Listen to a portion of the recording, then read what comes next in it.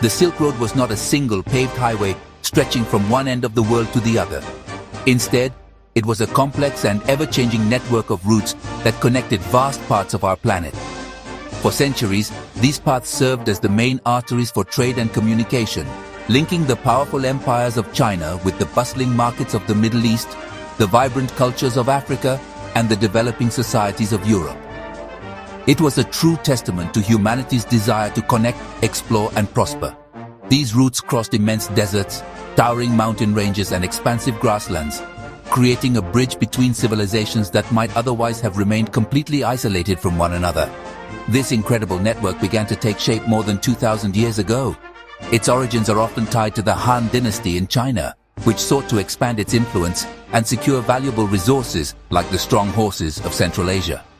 Over time, these initial efforts blossomed into a far more intricate system. Merchants, pilgrims, soldiers, and nomads all traveled along these paths, each contributing to the flow of goods and information.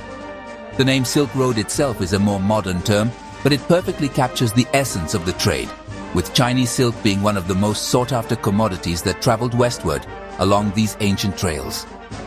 The importance of this network cannot be overstated. It was the world's first great experiment in globalization. Before the age of sea exploration, the Silk Road was the primary means by which people from different continents could interact. This interaction was not just about buying and selling goods, it was about the fundamental exchange of human experience. The routes facilitated diplomatic missions between powerful rulers, allowed for the movement of armies, and provided a pathway for ordinary people seeking new opportunities in faraway lands. It was a dynamic and living system that shaped the course of history for countless societies across the Afro-Eurasian landmass. The scale of the Silk Road was truly monumental, spanning over 4,000 miles. It was not just one road but a web of interconnected pathways, including both land and sea routes. Major cities like Samarkand, Bukhara, and Kashgar grew into thriving commercial and cultural centers, serving as vital rest stops and marketplaces for the caravans. These oasis cities became melting pots of different cultures, where traders from diverse backgrounds could meet, rest their weary animals, and exchange their precious cargo. In these bustling hubs, the world truly came together, and the foundations of a connected global community were laid one transaction at a time. The most famous commodity that traveled the Silk Road was, of course, silk from China. For centuries, the Chinese carefully guarded the secret of its production, making it a highly valuable luxury item in places like the Roman Empire. Roman aristocrats and wealthy citizens were willing to pay enormous sums of gold for the soft, shimmering fabric, which became a symbol of status and power. This demand for silk was a major driving force behind the trade, fueling economic activity across the entire network. In return for their silk, the Chinese received goods like gold, silver, glassware from Rome, and fine wools and linens from the West, enriching their own society. But the trade was about much more than just silk. From the East came other desirable goods, such as porcelain, tea, and spices like cinnamon and ginger. These items transformed the daily lives and tastes of people in the West. Spices in particular were highly prized, not only for flavoring food but also for their use in medicines and religious ceremonies. Meanwhile, Central Asia provided strong horses, jade, and furs, which were essential for both military and domestic purposes in China and beyond. This exchange of goods created a powerful economic engine, allowing merchants and artisans to build wealth and local economies along the routes to flourish. From the West and the Middle East, a different array of products made their way eastward. Items like Roman glassware, cosmetics, amber, and carpets were highly sought after in China and other parts of Asia. India contributed precious stones, cotton textiles, and exotic spices such as pepper, which was worth its weight in gold in some markets. This two-way flow of commerce ensured that the benefits of trade were spread across many regions. New markets for local products emerged, and economies that were once based solely on agriculture began to diversify. The growth of trade brought prosperity and helped fund the development of cities, art, and architecture. The economic impact of this vibrant trade was profound. It not only brought new items to distant lands, but also stimulated local production and craftsmanship. For example, the demand for goods to trade encouraged farmers to grow specific crops and artisans to perfect their skills in weaving, pottery, and metalworking. The system of trade also led to the development of new economic tools, such as credit and partnerships, which allowed merchants to finance their long and risky journeys. The wealth generated by the Silk Road trade helped support powerful empires, from the Han in China to the Parthian in Persia, whose stability was crucial for keeping the trade routes safe and open for business. The Silk Road was much more than a commercial highway. It was a conduit for ideas, beliefs, and innovations. As merchants and travelers moved from one place to another, they carried their cultures with them, leading to an extraordinary cross-pollination of thoughts and traditions.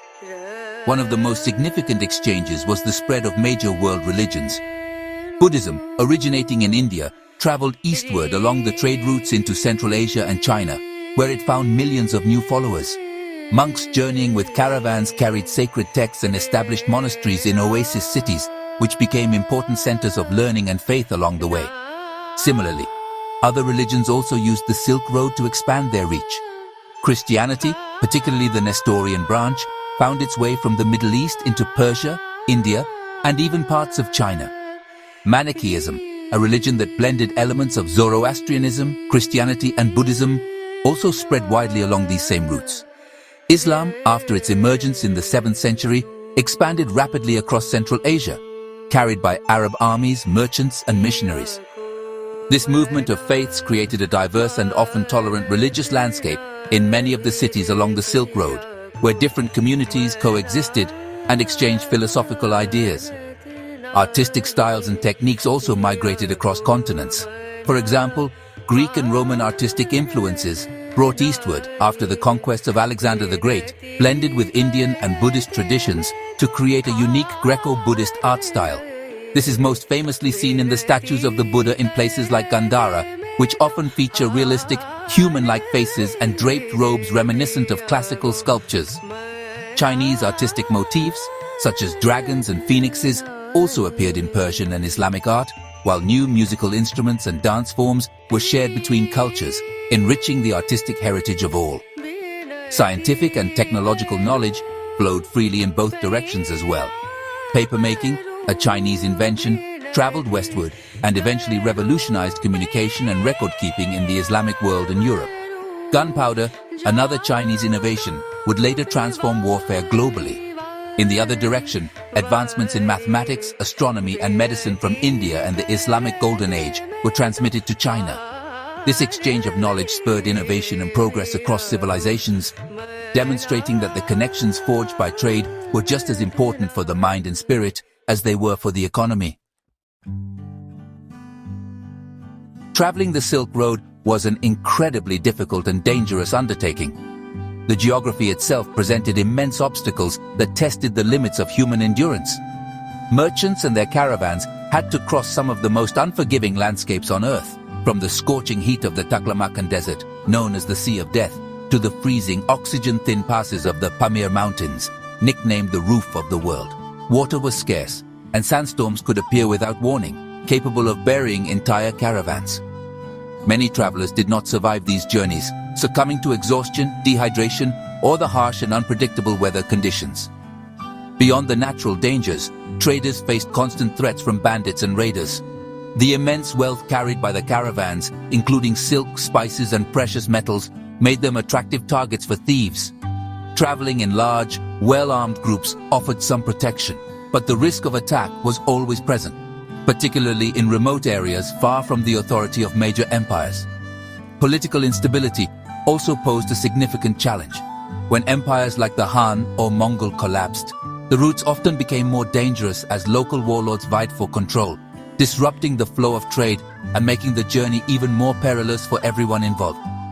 Despite these many challenges, the allure of great profits and the spirit of human curiosity kept the caravans moving for centuries. The success of the Silk Road depended heavily on the stability provided by large empires that controlled long stretches of the route. The Mongol Empire in the 13th and 14th centuries created the largest land empire in history, and under their rule, the Silk Road experienced a golden age. The Mongols policed the routes, making them safer than ever before, and encouraged trade and communication across their vast domain, a period often referred to as the Pax Mongolica, or Mongol Peace. Today, the legacy of the Silk Road is all around us. It laid the foundation for the interconnected global world we now live in, proving that different cultures could benefit enormously from peaceful exchange. In the 21st century, the spirit of this ancient network continues in the form of modern trade, transportation, and communication networks that link the globe. Initiatives like China's Belt and Road are a direct nod to this historical legacy, aiming to create new infrastructure to connect Asia with Europe and Africa.